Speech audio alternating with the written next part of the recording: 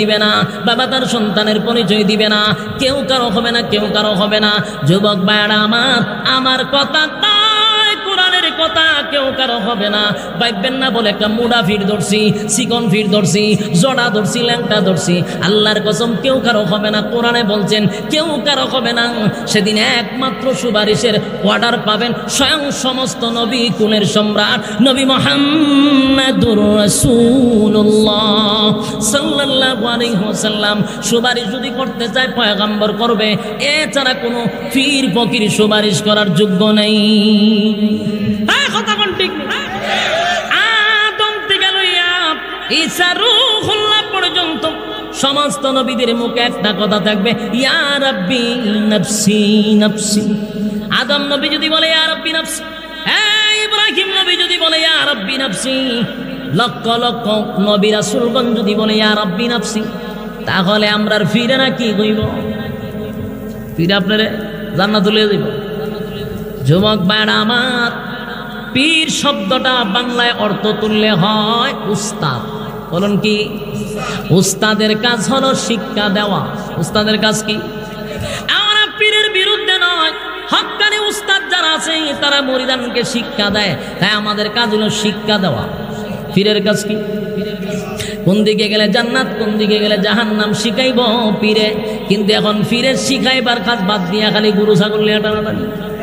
আমার যুবক ভাই, তাহলে এবার মনোযোগ দিয়ে শুনেন, হাসরের মাঠে তো কেউ কাউরে সুপারিশ করবে না।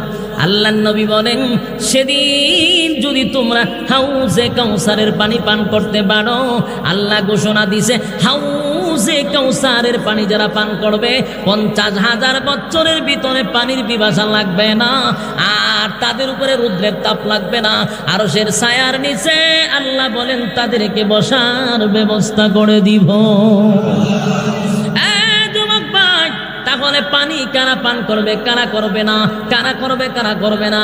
আল্লাহর নবী বলেন, আমি হাসরের মাঠে আমার ডান দিকে আবু বকর, বাম দিকে হযরত ওমর থাকবে। আমি এক পেয়ালা পানি লইয়া উম্মতের মুখে দিব। উম্মত পানি পান করে হাসরের মাঠে যাবে, কিন্তু হঠাৎ করে তাকায়া দেখব আমার সামনে উম্মতেরা দলে দলে আসতেছিল। হঠাৎ করে উম্মতের মাঝখানে একটা পর্দা পড়ে যাবে। আমি আমার উম্মতকে দেখব না, আমি আমার উম্মতকে দেখব না, উম্মতরাও আমাকে দেখবে না। এমন একটা পরিস্থিতি যখন হবে, চিৎকার দেওয়া শুরু করবে পয়গম্বর, আর বলবে, মালিক রে, আমি তো আপনার কাছে হাউজে কাউসার চাই নাই, আপনি আমাকে গিফট করছেন, আপনি আমারে দান করছেন, কিন্তু উম্মতেরা পানি পান করতে চায়, মাঝখানে কেন পর্দা ফালাইলেন? আমি কেন দেখি না, তারা কেন দেখে না, আমিও কেন দেখি না? আল্লাহ তখন আওয়াজ দিবে, হাবিব, আমি আল্লাহ যা জানি আপনি তা জানেন না। আমি কেন পর্দা ফালাইলাম? কারণ আপনি দুনিয়ার থেকে বিদায় হওয়ার পরে আপনার দান বাঙ্গা ইসলাম, আপনার রেখে যাওয়া ইসলাম, আপনার সেই ইসলাম এই সমস্ত লোকরা মানে নাই। তারা মন গড়া ইসলাম পালন করছে, তাদের মন গড়া ইসলাম পালন করছে। যদি জিজ্ঞাসা